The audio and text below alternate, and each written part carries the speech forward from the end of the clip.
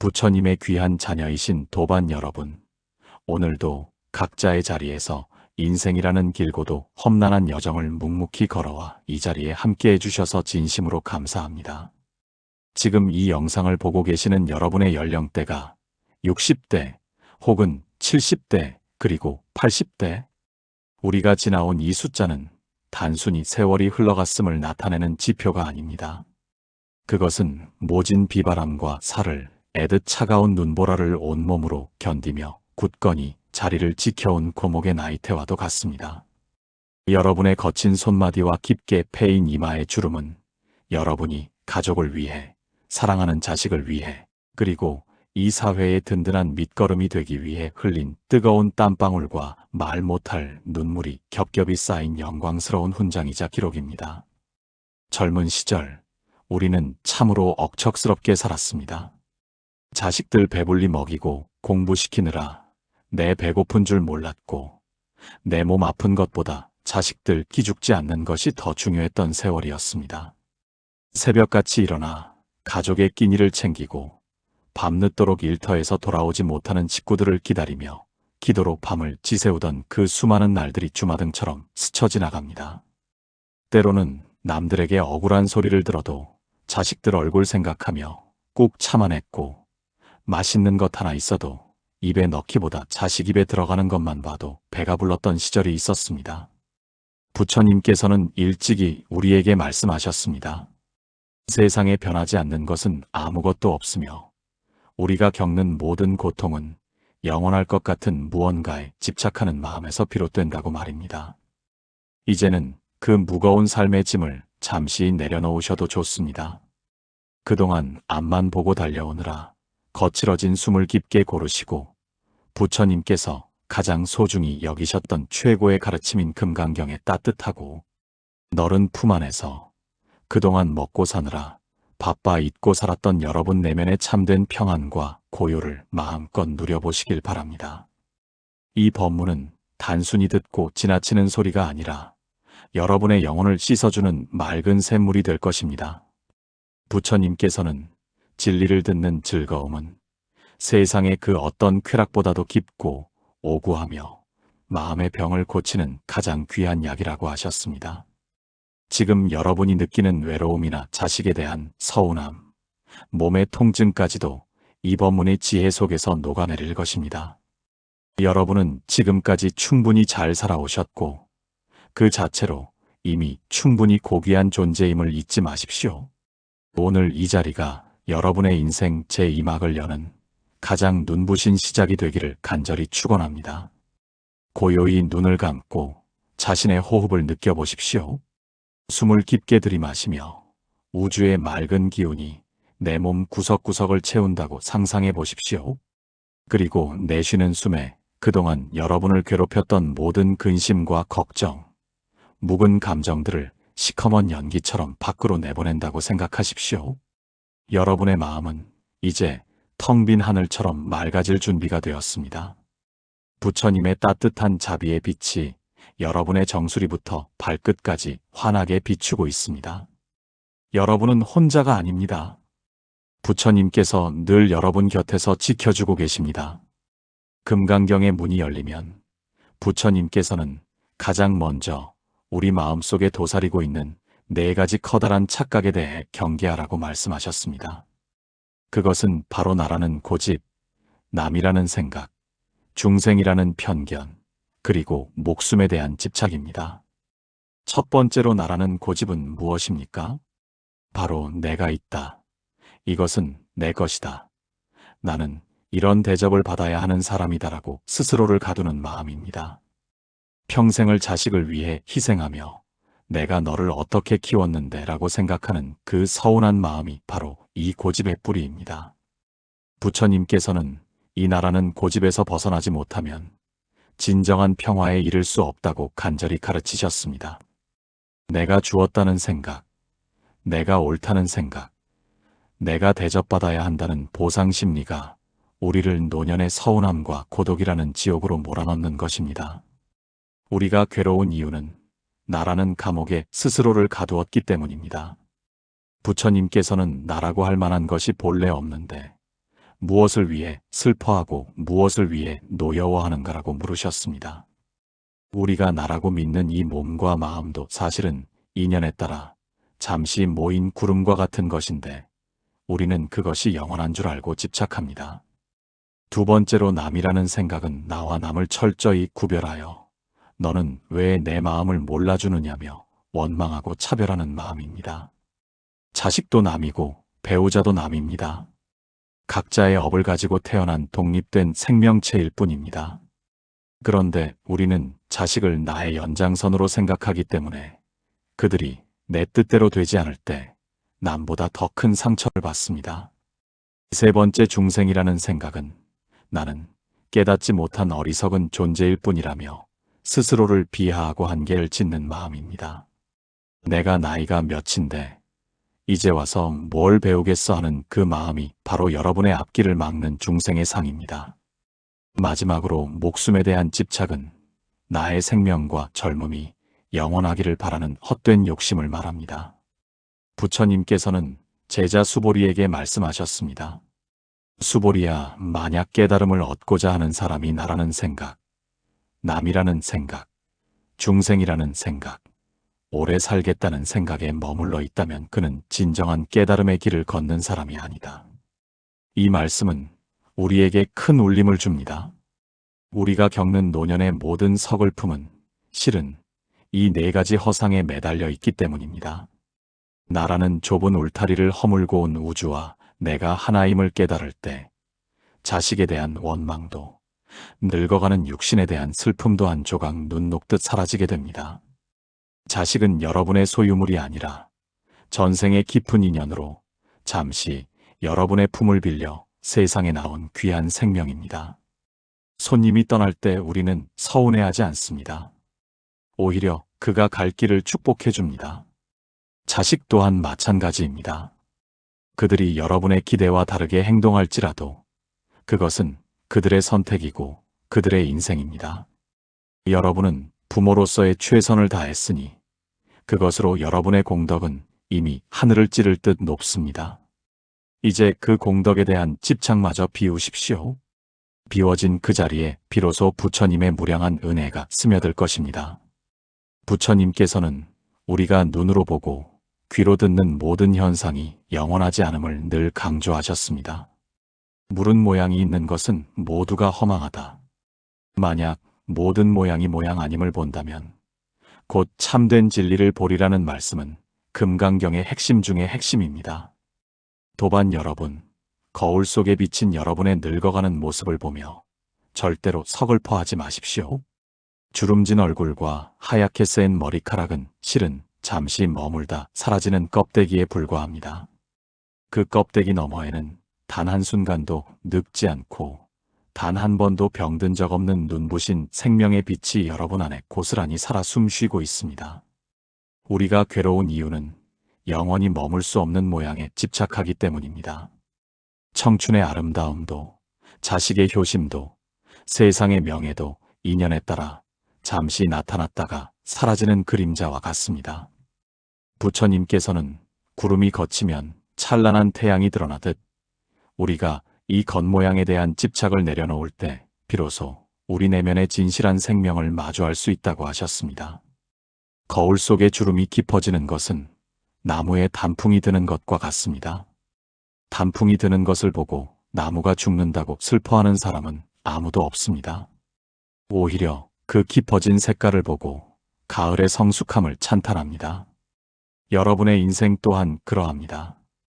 젊음이라는 파릇파릇한 봄날은 지났을지 모르나 이제는 지혜라는 붉고 화려한 단풍의 계절을 맞이한 것입니다. 모양은 변하지만 그 본질은 결코 변하지 않습니다. 겉모양 너머의 진실을 보십시오. 여러분 스스로가 이미 완성된 존재이며 이미 깨달음의 씨앗임을 깨닫는 순간 늙음은 더 이상 공포가 아니라 장엄한 축복이 됩니다. 부처님께서는 제자가 해진 옷을 입고 왔을 때도 그를 극진히 대하셨습니다. 겉모양은 해졌을지라도 그 안에 지혜가 빛남을 보셨기 때문입니다. 여러분도 여러분의 겉모양에 속아 스스로를 낮게 여기지 마십시오. 나는 이제 늙어서 쓸모가 없다는 생각은 가장 큰 망상입니다. 나이가 든다는 것은 그만큼 많은 지혜를 쌓았다는 뜻이며 이제야말로 인생의 참된 열매를 맺을 시기입니다. 겉사람은 낡아지나 우리의 속사람은 날마다 새로워질 수 있습니다. 모양에 머물지 않는 마음, 그것이 바로 여러분을 대자유로 인도할 것입니다. 세상을 바라볼 때도 그 겉모습에 속지 마십시오. 부유함도 가난함도 성공도 실패도 모두가 잠시 지나가는 모양일 뿐입니다. 그 모양 속에서 변치 않는 진리를 찾아내는 것이 우리 노년의 가장 큰 공부입니다. 부처님께서는 인생의 고난을 대하는 자세에 대해 뗏목의 비유를 통해 아주 명쾌하게 가르쳐 주셨습니다. 우리가 강을 건너기 위해서는 반드시 뗏목이 필요합니다. 거친 물살을 헤치고 나아가기 위해 나무를 엮고 노를 젓는 수고를 아끼지 말아야 합니다. 하지만 강을 건넌 후에도 그 뗏목이 고맙다고 해서 머리에 이고 길을 가는 사람은 참으로 어리석은 사람입니다. 도반 여러분, 여러분이 평생을 걸어오며 의지했던 사회적 지위, 부모라는 이름의 권위, 그리고 내가 옳다고 믿었던 수많은 고집들은 모두 인생이라는 거친 강을 건너기 위해 잠시 빌려 썼던 뗏목일 뿐입니다. 이제 인생의 평온한 기슭에 닿았다면 그 무거운 뗏목들을 기쁜 마음으로 내려놓아야 합니다. 올바른 가르침조차도 마땅히 버려야 하거늘 하물며 가르침이 아닌 것이랴 하신 부처님의 말씀을 떠올려 보십시오. 자식에 대한 지배력이나 과거의 영광에 매달리는 것은 이미 강을 건넜음에도 낡은 뗏목을 끌어안고 낑낑거리는 것과 같습니다.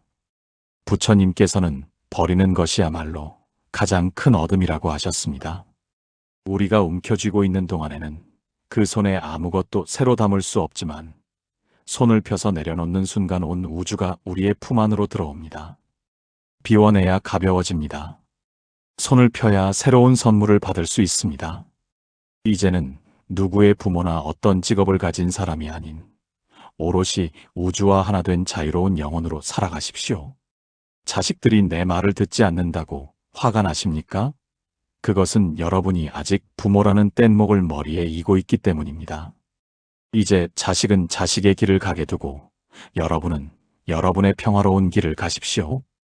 뗏목을 내려놓는 순간 여러분의 발걸음은 깃털처럼 가벼워질 것이며 남은 생의 길목마다 부처님의 은혜가 향기롭게 피어날 것입니다.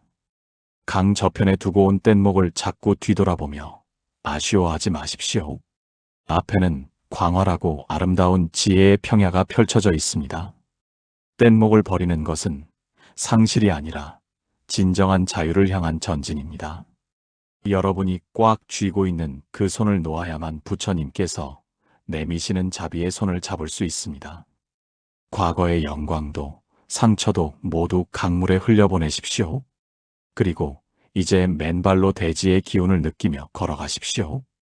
그것이 세상에서 가장 행복하고 자유로운 사람의 모습입니다. 부처님께서는 우리가 겪는 괴로움의 정체를 독화살의 비유로 설명하셨습니다. 어떤 사람이 독이 묻은 화살을 맞았을 때 누가 이 화살을 쏘았는지, 화살의 깃은 무엇인지, 쏜 사람의 키는 얼마인지, 그의 고향은 어디인지를 따지며 시간을 보내는 것은 너무나 어리석은 일입니다. 그렇게 묻고 따지는 사이에 독은 온몸에 퍼져 목숨을 앗아갈 것입니다. 가장 시급한 것은 당장 그 화살을 뽑아내고 상처를 치료하는 일입니다. 도반 여러분, 지금 여러분의 가슴 속에 박힌 서운함과 불안함이라는 독화살을 당장 뽑아내십시오. 내 자식이 나에게 어떻게 이럴 수 있나? 내가 평생을 어떻게 키웠는데 나를 이렇게 대우하나라고 원인을 분석하고 과거를 헤집는 것은 독이 온몸에 퍼지게 방치하는 것과 같습니다. 그 서운함이라는 독은 다른 누구도 아닌 바로 여러분의 영혼을 갉아먹습니다. 부처님께서는 모든 고통의 원인이 외부에 있는 것이 아니라 그 현상을 받아들이는 우리 마음에 집착해 있다고 하셨습니다. 자식은 그저 자신의 인연과 성격대로 행동했을 뿐입니다. 여러분이 그 행동에 의미를 부여하고 상처받기로 선택했기 때문에 아픈 것입니다. 이제는 그 화살을 뽑으십시오. 마음의 방패를 내려놓고 그 화살이 그저 허공을 가르고 지나가는 바람처럼 느끼십시오. 부처님께서는 원한은 원한으로 갚을 수 없고 오직 자비로서만 멈출 수 있다고 하셨습니다. 자식이 무심하게 굴 때 같이 화를 내거나 원망하는 것은 또 다른 독화살을 쏘는 것과 같습니다. 대신 그 자리에 따뜻한 사랑과 이해의 마음을 채워보십시오. 저 아이도 삶이 얼마나 고단하면 부모에게 살갑게 대하지 못할까 하고 자식의 처지를 안쓰럽게 여겨보십시오. 그렇게 마음을 바꾸는 순간 신기하게도 여러분 가슴의 통증은 서서히 사라질 것입니다. 화살을 뽑아낸 자리에 부처님의 평화가 깃들기를 축원합니다. 화살을 쏜 사람을 미워하는 마음 또한 여러분의 건강을 해치는 가장 큰 독입니다. 그 미움마저 바람에 날려보내십시오. 미움이 사라진 자리에 지혜의 꽃이 환하게 피어납니다. 고통을 껴안고 밤잠 설칠 이유가 전혀 없습니다. 여러분은 행복할 권리가 있고 평화로울 자격이 있습니다. 독화살을 뽑고 맑은 지혜의 약을 바르십시오. 오늘부터 여러분의 가슴은 다시금 3살이 돋듯 건강해질 것입니다. 부처님께서는 금강경의 가르침을 마무리하시면서 보시의 공덕에 대해 거듭 강조하셨습니다. 세상의 모든 보물과 보석을 집더미처럼 쌓아 남에게 주는 것보다 부처님의 지혜가 담긴 짧은 구절 하나를 마음 깊이 새기고 그것을 남을 위해 들려주는 마음의 보시가 비교할 수 없이 더 크다고 하셨습니다. 도반 여러분, 이 말씀은 우리 노년의 삶을 지탱하는 가장 큰 기둥이 되어야 합니다. 우리가 나이가 들면 흔히 이제 줄 것이 없다고 생각하기 쉽습니다.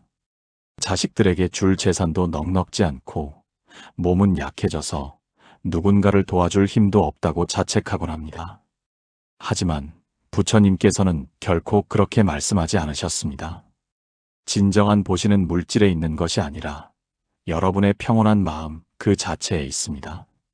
여러분이 삶의 온갖 풍파를 겪어내고도 부처님의 가르침을 등불 삼아 흔들림 없이 고요하게 미소 짓는 것, 그것이 바로 세상을 향한 가장 위대한 보시입니다. 자식들이 집에 왔을 때 여러분이 서운함이나 원망의 말을 쏟아내기보다 오늘아 고생했다. 나는 부처님 가르침 덕분에 아주 평안하니 내 걱정은 말아라 하고 따뜻하고 넉넉한 모습을 보여준다면 그것은 자식들에게 수억 원의 유산보다 더 큰 영혼의 양식이 됩니다.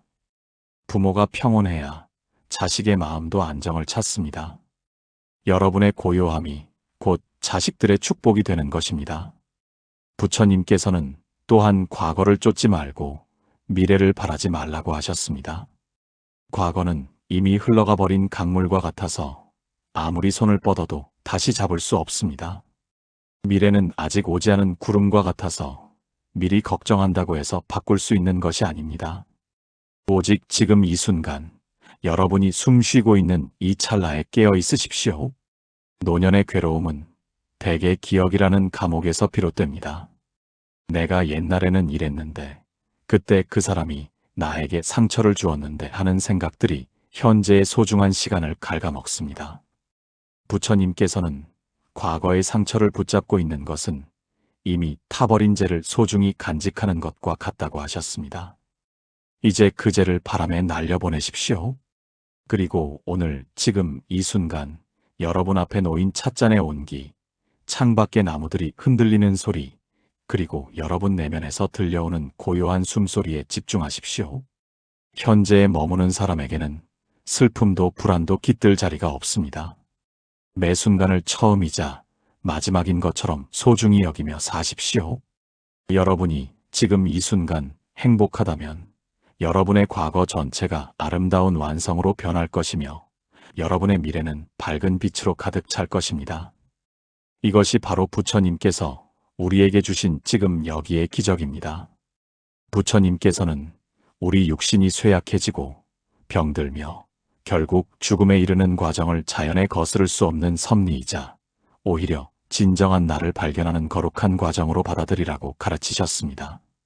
우리 몸은 흙과 물, 불과 바람이라는 네 가지 큰 원소가 인연에 따라 잠시 뭉쳐진 임시 천막과 같습니다. 뼈와 근육은 흙으로 돌아갈 것이고 혈액과 눈물은 물로 돌아갈 것이며 몸의 따뜻한 온기는 불로, 우리가 내쉬는 숨결은 바람으로 돌아갑니다. 이 네 가지 원소가 조화를 이룰 때 우리는 건강하다고 말하고, 그 균형이 깨질 때 병들었다고 말하며, 인연이 다해 흩어질 때 죽음이라 부릅니다. 부처님께서는 이 육신을 잠시 빌려 입은 옷 혹은 잠시 머무는 나그네의 숙소라고 표현하셨습니다. 우리가 여행을 할 때 좋은 호텔에 머물기도 하고 낡은 여인숙에 머물기도 하지만 그 숙소가 영원히 내 집이라고 생각하는 사람은 없습니다. 때가 되면 짐을 챙겨 떠나야 하는 것이 여행자의 본분입니다. 우리 영혼도 이 세상이라는 무대에서 나라는 이름의 배역을 수행하기 위해 이 육신이라는 옷을 입고 잠시 머물고 있는 것입니다. 옷이 낡아 소매가 해지고 해지면 꿰매어 입다가 결국 너무 낡아 기능을 다하면 새 옷으로 갈아입는 것이 당연한 이치입니다. 도반 여러분, 거울 속의 주름이나 아픈 무릎을 보며 세월의 무심함을 탓하지 마십시오. 육신이 약해지는 것은 여러분의 영혼이 이제 무거운 껍질을 벗고 더 넓은 우주로 나아갈 준비를 하라는 부처님의 자비로운 신호입니다. 부처님께서는 당신 스스로도 늙고 병드는 과정을 숨기지 않으셨습니다. 제자들에게 나도 이제 낡은 수레처럼 삐걱거리는구나 라고 말씀하시며 육신의 변화를 담담하게 받아들이는 모습을 몸소 보여주셨습니다. 죽음은 끝이 아니라 새로운 생명의 계절로 넘어가는 장엄한 문턱입니다. 죽음의 공포는 나라는 고집이 강할 때 찾아옵니다. 이 몸이 나인데 내가 사라지면 어쩌나 하는 착각 때문입니다. 하지만 부처님께서는 나라고 할 만한 고정된 실체는 어디에도 없다고 하셨습니다.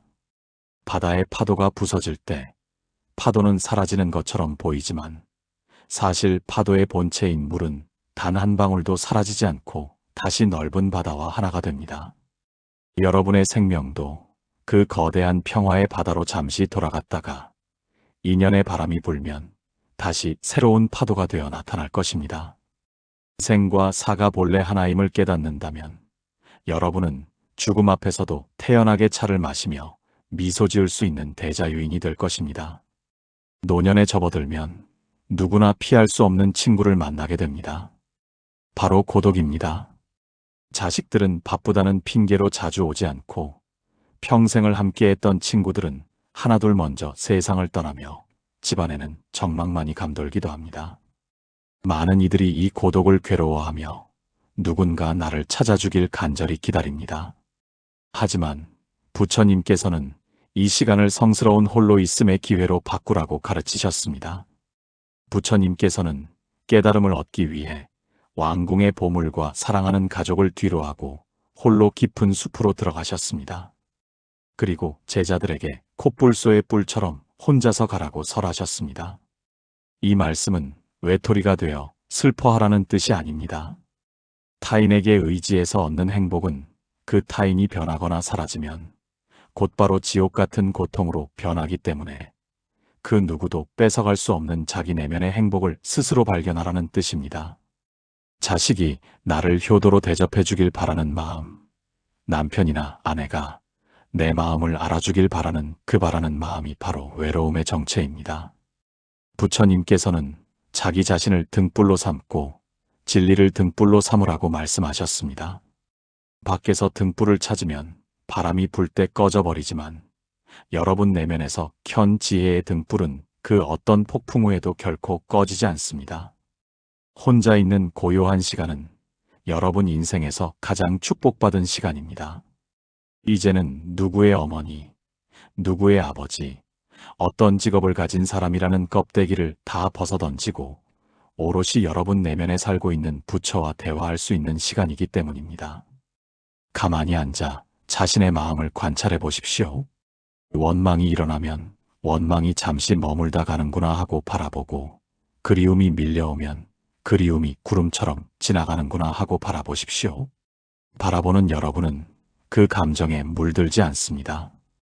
감정은 손님처럼 왔다가 떠나가는 것이지만 바라보는 여러분의 본래 성품은 주인처럼 그 자리에 고요히 머물러 있습니다.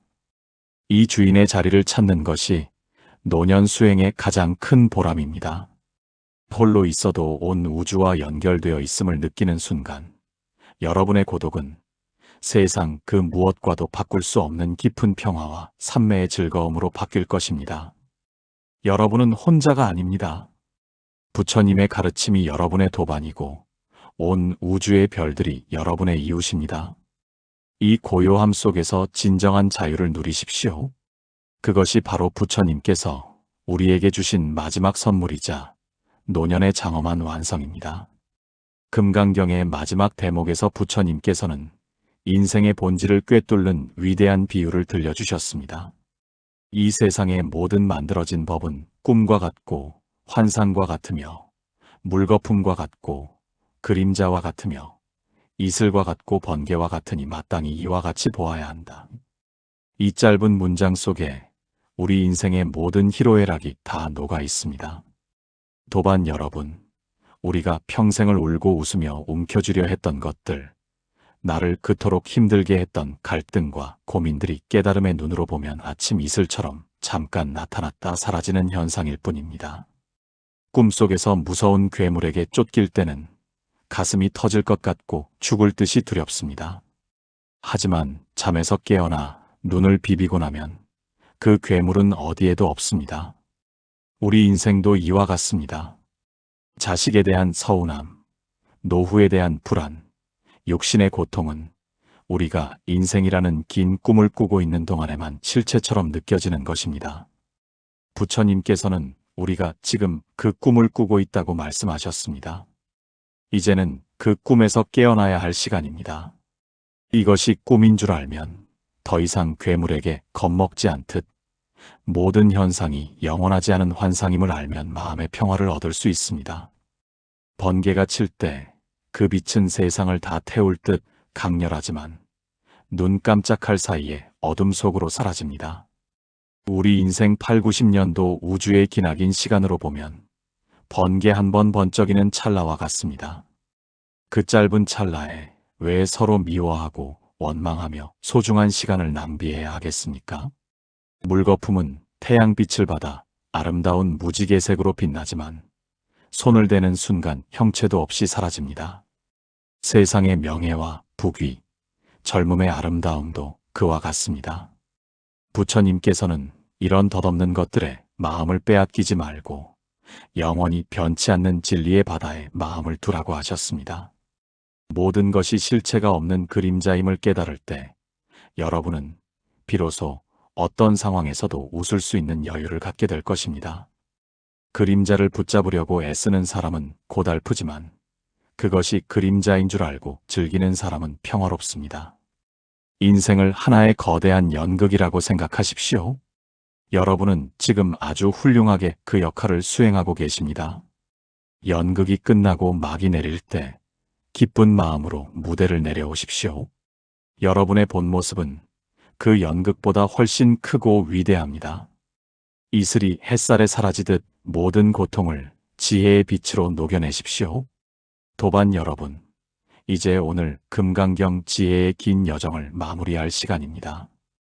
부처님께서는 이 가르침의 공덕이 너무나 무량하여 수만 개의 보석으로 보시하는 것보다 이 경전의 구절 하나라도 마음 깊이 새기는 것이 훨씬 크다고 하셨습니다. 물질적인 도움은 배고픔을 잠시 달래줄 뿐이지만 지혜의 가르침은 영원한 고통의 굴레에서 우리를 해방시키기 때문입니다. 오늘 여러분은 그 귀한 지혜의 씨앗을 마음밭에 심었습니다. 이제 그 씨앗이 평온이라는 꽃으로 피어날 차례입니다. 인생의 마지막 페이지를 어떻게 장식하느냐는 전적으로 여러분의 선택에 달려 있습니다. 지나간 세월에 대한 원망과 회한으로 채울 것인지 아니면 모든 것을 비워낸 자리에서 오는 감사와 평화로 채울 것인지 말입니다. 부처님께서는 마지막 숨을 내뱉는 그 순간까지 자비로운 마음을 놓지 말라고 당부하셨습니다. 오늘 밤 잠자리에 들기 전 여러분의 삶을 스쳐 지나간 모든 인연에게 조용히 인사하십시오. 고맙습니다. 덕분에 많은 것을 배웠습니다. 이제 당신들을 내 마음에서 자유롭게 놓아줍니다. 그리고 무엇보다 여러분 자신에게 따뜻한 위로를 건네십시오. 참으로 애썼다. 너는 이미 부처다. 금강경의 가르침대로 모든 것은 꿈과 같으나 그 꿈 속에서 우리가 베푼 사랑과 자비만큼은 영원한 빛이 되어 여러분의 앞길을 환히 밝혀줄 것입니다. 인생의 황혼은 어둠의 시작이 아니라 내일의 찬란한 태양을 맞이하기 위해 가장 고요하게 안식하는 신성하고 아름다운 시간입니다. 그 시간 속에서 세상에서 가장 행복한 부처로 사십시오. 여러분의 존재 자체가 이미 이 세상의 큰 축복이며 지혜의 완성입니다. 이 세상에 태어나 주셔서 그리고 이토록 훌륭하게 삶의 무게를 견뎌주셔서 진심으로 고맙습니다. 이제 무거운 짐은 부처님 앞에 다 내려놓으시고 깃털처럼 가벼운 마음으로 남은 생을 향유하십시오. 여러분이 웃으면 온 우주가 함께 웃고 여러분이 평화로우면 온 세상이 평화롭습니다. 여러분은 이 우주에서 가장 고귀하고 존엄한 존재입니다. 도반 여러분 모두의 마음속에 부처님의 자비와 지혜가 가득하기를, 그리고 남은 모든 날이 연꽃 향기처럼 아름답기를 간절히 축원합니다. 도반 여러분 모두 성불하십시오. 부처님의 가피가 늘 여러분의 가정과 삶에 충만하시길 두 손 모아 기원합니다.